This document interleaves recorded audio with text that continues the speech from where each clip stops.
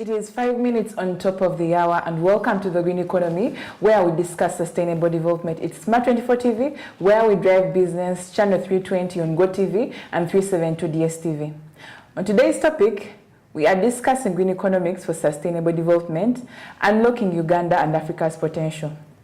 And for the viewer out there, you would want to understand what green economics is, or what does it mean? Well, green economics is an economic approach that places sustainability and environmental preservation at its core. It seeks to integrate economic activities with ecological and social well-being. This means considering the environmental impacts of economic decisions and ensuring they contribute positively to society. Today on set, I'm not alone, of course, and I have a very warming guest. I think I'm going to let him introduce himself to us. Good evening, everyone. My name is Mutuma Mark. I'm the program officer at Siatini, Uganda, majorly dealing with trade justice. It's an honor having you. It's an honor being on set with you. It's going to be a very good discussion.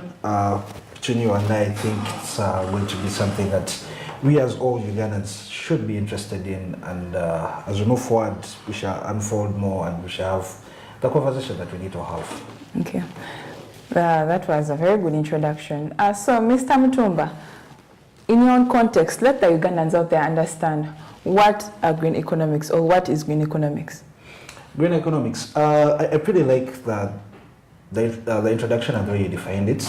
Maybe just to bring it out within the context, it's to help the person that is watching us understand what it means and how different is it from the traditional economics, because green economy and traditional economy, they may seem to be the same, but there are just a few things that actually break it and make it a little bit different. For instance, when we're looking at the traditional economics, we are looking at issues concerning the GDP, we're looking at macro and microeconomics, that is how sustainable the country is, and then we're looking at the markets, how sustainable are they, how is the consumption, how is the income coming in within the pockets of the different individuals. But then when you look at green economics, I think it expounds a little bit. It gets a little bit bigger, because now here we are looking at issues concerning environment. We are looking at issues concerning how sustainable our environment can be. We are looking at agriculture, how inclusive is it, how we are ensuring that our energy is being fully utilized. We are looking at issues of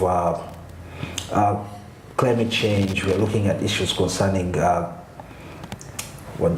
So ideally, when you're looking at the green economics, it's just something to paint a bigger picture, where we move from the likes of the GDP, because when you're looking at traditional economics, you're going to be looking at the issues of GDP, how is the GDP being distributed amongst the different population.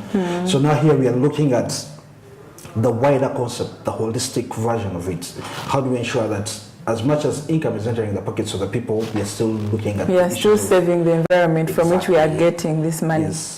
We are looking at how best can we utilize our resources that are available to us. We are looking at biodiversity, how do we make agriculture sustainable, how do we conserve the seeds and the indigenous species that we already have. We are looking at how inclusive is it, are all men and women being included within the economy so that it is sustainable, so that everyone moves. I think during COVID, the slogan of leaving no one behind, I think it became more prominent as much as it was there. So much more when you're looking at the green economics, that is one of the holistic, or that is the approach or the perspective that our viewers should look at and consider when we're looking about the green economics. Yeah. Yes. And so for our viewers out there, you should understand that God forgives all the time. Humans forgive once, but the earth doesn't forgive at all. And so that is why green economics as a topic of discussion is very important today. Mr. Mutumba, help us understand, what are some of the principles of green economics? Green economics, we are looking at energy transition. We are looking at how sustainable it is, because now you look at the fact that when you're looking at extractives, majorly the oil and gas elements of it. You're looking at how sustainable can it be. For example, you will find that some of the European countries are against, or they're coming up with measures that are discouraging extraction. But that is the same principle that I've always been living with. So here when you're looking at the energy transition, you're looking at how best can we get the minerals or the resources that are within the natural earth, but in a more efficient way that is conservative to the environment. We are looking at how sustainable is it, how can we make our energy more clean and more efficient. So when we're looking at that, we are looking at also how holistic are we, from cradle to grave. Yes, how holistic are we looking at our development as a country? Because like I said earlier on in the introduction, when you're looking at the holistic picture, you're looking at, is everyone coming on board? Are we helping everyone move to the level that they want to look at? So when you're looking at, even if you're in the market, because now the markets, in most cases, it is something that is not regulated. For you look at the instances of Uganda. It's an informal sector. It's majorly an informal sector, and then also sometimes government does not want to interfere, capitalism, because you'll find that when they interfere, there will be certain things that they may distort that may not be in favor in the favor of the market. So now here, when we're looking at the holistic version, is how best can we involve government as well as the private sector to make it a little bit holistic so that everyone benefits. So we are looking at issues of benefits. We are looking at the quality of the people, how people are living in terms of the environment. How is it being conserved? How is the quality of the air that you breathe as you're moving within as you're working, or as you're doing whatever it is that you're doing. What quality are you living in? Versus us looking at how much money you're making. Okay. So those are some of the principles that perhaps we could look at when you're looking at the green economics and the green economy. Yes. So Mr. Mutumba, on a scale of 1 to 10, how much have Ugandans adopted or embraced like sustainable development or green economics per se? Do the people even know what green economics is? That's quite a difficult one, because I don't think that is a challenge for only Uganda per se. That is much more of an African thing. But when you're looking why is it more of an African thing? We could make it global. We could not even put it within just Africa and Uganda alone. But sustainable development is something that encompasses everyone, because everyone is affected. There are no boundaries actually. There are no boundaries. When you mess up here, it hits the person on the other side. For example, Africa is only in charge of only 4% of emissions, but who's suffering the most? Africans. It's Africans. Yet the countries that are actually emitting 30%, 40% are actually having a good time. They're the ones that are actually posing some of the measures that we should adopt. So ideally, rating it from 1 to 10, it could be a difficult one, because it has to be based on data, because now we are endowed with a lot of nature. We are endowed with a lot of our diversity of the bioelements, the plants and animals is quite wide and big.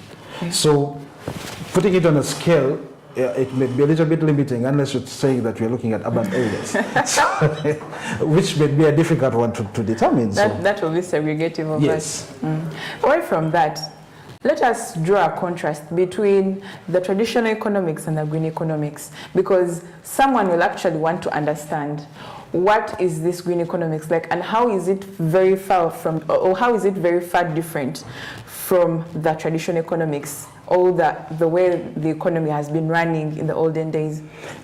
Clearly, it's just a matter of perspective and how we are looking at it, because both of them, one is a subset of the other. Like green economics is part of what we're looking at, the traditional economics as we may want to define it.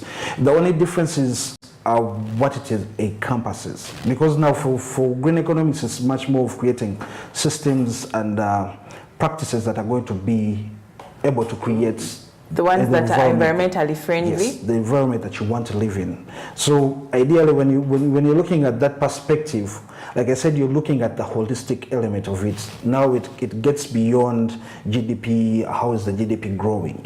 Now you're looking at the quality of the lives that people are living. how are we conserving our environment? How are we creating the decent and green jobs? How are we investing in manufacturing?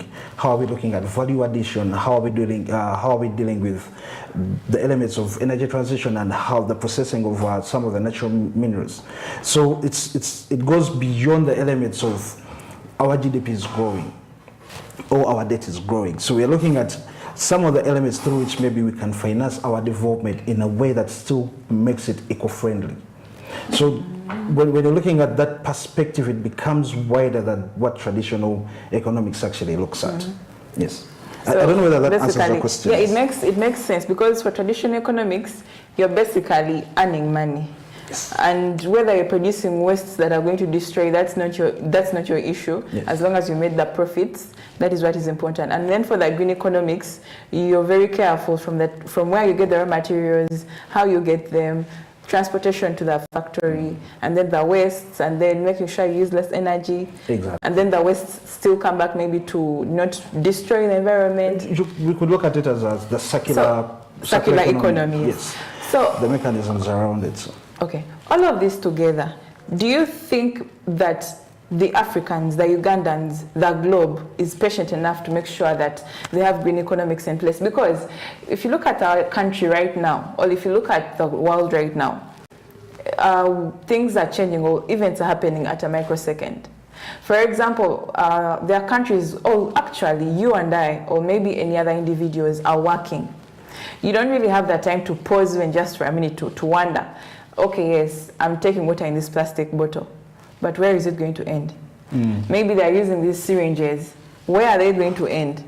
Maybe I'm producing wastes from this factory. Where are they going to end? Do you think that we should deal with people's...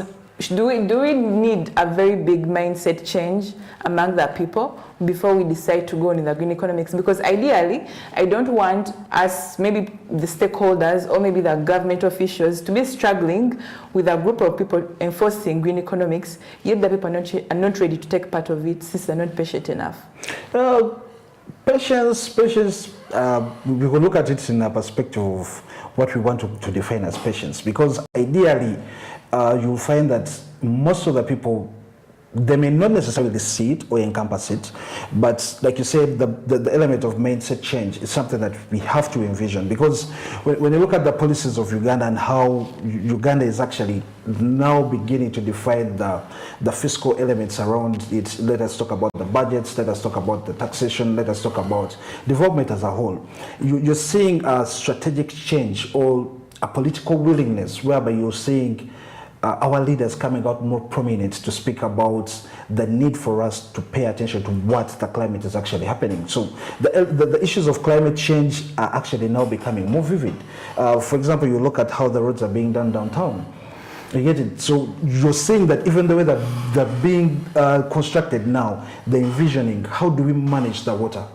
How is the water going to move so that we can create a strategic path without necessarily flooding everyone? We're looking at our government beginning to preach the element of smart agriculture. How do we still invest within agriculture but also make it environmental friendly? So when you're looking at those perspectives, you're seeing it that even government, the mindset is changing, because now it is something that we can no longer afford to have as a luxury. It's something we can no longer run away from. Yes. It has come to us. The climate change has come. It is something that we actually have to face. So when you're incorporating in the principles of the green economy, it's not that we are deviating from what the traditional economics stipulates. It's an emergency. It's emergency, yes, but for Africa it may not necessarily be emergency as much as we are now facing actually the impact. The land floods that we are, the mudslides that we are seeing in valleys, they're seeing flooding in different areas. The changes in seasons. The changes in the seasons, yes. That is something that people are actually beginning to wake up to. And I don't think it is just necessarily government alone, but you'll also find that even the people themselves are beginning to adopt. I think that now elements where you find that now people are beginning to understand the element of water harvesting. How do we manage the water that actually, as the rain is coming, how do we invest in irrigation? Apart from us waiting from government, you're saying that there's some few individuals, as much as it is still expensive for most, but you're saying that some of the individuals are actually beginning to adopt some of these things. Yes. You're looking at, I think some of the people that are actually now advocating for conservation of the seed, the organic seed that we actually like our ancestors started with. So you're saying that the genetics are being something that people are actually pushing for so that they can conserve it. How does this all fit? This all fits within agriculture, because Uganda is a land investment kind of country, like so many African countries. So you're saying that shift where people are beginning to understand. I think Mbale, when you're looking at their coffee, how they grow their coffee, they're majorly looking at how they can use the organic farming systems versus us always using chemicals, fertilizers, of which some of them are actually harmful to the soils that we're actually doing. Actually even harmful to us, because you take coffee when it is actually full of fertilizers. Yes, and the different chemicals. So you'll find that even when government is advocating, I think just recently there were talks of how do we reduce some of these things that we're actually spraying on our plants. You're saying UNB is also coming out strong about, like, guys, let us manage our food safety. And recently, Ministry of Agriculture ran a campaign for, I think, for almost like 2 weeks, where they were reminding people, be watchful of what you're putting within the agriculture, because what you're actually spraying and what the inputs that you're actually doing, they may end up actually affecting you. Those are all elements where you're looking at, government is no longer just looking at investment and development and us having agriculture being invested in like this. They're beginning also to look at, okay, how do we enforce these standards so that the person that is actually enjoying the food may not necessarily have to suffer the consequences in terms of health. Yes, so those are all elements that are encompassing the wider picture. That is all part of the concepts of green economy. Yes. Actually, when we talk green economy, from what you are saying, I realize it's not actually making profits. It is more of actually now taking the time to actually think about the people you're serving. For example, for the people who are growing chicken for 1 month, the kind of maybe the kind of feeds and chemicals you put into this chicken, I think it is high time that now the farmers there shift to actually organic farming, because at the end of the day you understand that these people are going to be in the Cancer Institute, they're going to die young, and we are going to be robbed of quite a revenue as a country. But then also on top of that, what I've picked from you is that the government is trying, although there are some other things that are happening which I'm going to bring in later on as we discuss. So now, talking about introducing green economy into this country or into Africa and putting it into people's minds, what are some of the challenges that maybe the different stakeholders or the government officials are facing in regards to making sure that the green economics thrive in Uganda and Africa? Well, some of the challenges that we could look at, as earlier we alluded, the climate change element is there. We are seeing also, with that one we may not delve much into it because those are things that we're actually seeing. But some of the other challenges that are there, we're having financing gaps. People foregoing some of the traditional investments in terms of just setting up a factory and doing whatever they want to do. It comes at a cost of financing. I think for Uganda to achieve the green growth as we project, we need around US dollars 28 billion. How much is that in Uganda? I'm not so good at math, so but from the way you can look at it, it is something quite that is a lot of quite money. A lot. Yes. And yet most of our governments are struggling with debt. So we have a lot so of if you're having such huge amounts of debt, you'll find that now the priorities of me investing in something that is eco-friendly or that is sustainable in terms of conserving the environment, it may not necessarily be the priority that I would like to have. So I have to look at how do I generate money? Because now, like the recent threats of World Bank withdrawing some of the loans, you'll find that government is paid as much as at the back of their mind when they're doing the planning, it is there. It may not necessarily be a priority. The other thing is that we're having the political will. Okay. How does our government stand out to bring it out clearly that this is our stance? You hear some of the public declarations, do not leave the wetlands, like the recent directive that the president gave. Leave the wetlands, let us conserve the environment, let us avoid cutting down trees. The recent ban. The most interesting one was when NEMA asked the taxi guys to keep dustbins in their taxis as they keep taking around their customers. So you will see that all those are there. So the political will is there, but how do they enforce it? When that came out, the NEMA element, the first people that tried to stop it were the lawyers themselves. These are the people that actually understand these things. And also even government people themselves were a little bit concerned, like, where's the crime? Why should I put the bin within my car? Ideally, I would feel like that is not something I should be doing, but those are some of the things. Then we've seen a number of times the president coming out strong for people to vacate the wetlands, but it has not been necessarily been enforced. The plastic bags. Exactly. So the political will, there's that commitment that government has, and there's the way they speak towards it, because these are some of the things that they want, but the other institutions that are supposed to enforce them, in most cases, sometimes they're constrained, maybe due to finances, maybe due to the political will around it, because ideally you cannot work in a vacuum, because also the people themselves, the engagement of the citizens also has to be there. Yeah. So you will find that now, like countries like Rwanda, it is very simple for a person to wake up every morning to know that on the last Saturday of every month, I have to go and clean the road. Because there are few in numbers. It's not about the numbers. Okay, it's all about the culture that you're instilling. What is it about? For example, if now in Rwanda, if you're going to get a driving permit, are you participating in community-based engagements? It is individual. It is for you. But it is connected to a system. There's that interconnectivity. Of course. If you're getting a national ID, how are you participating in community?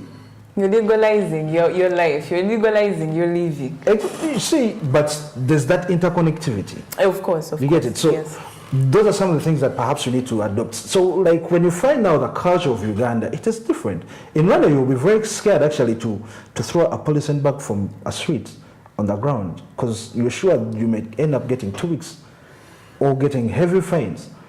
You get it? So a culture that like Uganda, it's quite different, because I don't know, I wouldn't want to call it compliance. Are you trying to say that we are not serious, like basically, because our culture is different. When you say that a Rwandese is scared of dropping a sweet wrapping from a sweet and maybe just dumping it anyhow, because maybe they don't want to be, they will be fined or they'll be thrown in jail for 2 weeks. That means in Uganda, you throw a sweet wrapping and nothing is going to happen to you. There's so many times that law has come out. How has it been enforced? So you're trying to say that the environmental law or the environmental justice system is sleeping in our country? They are watching and they would actually work something on it.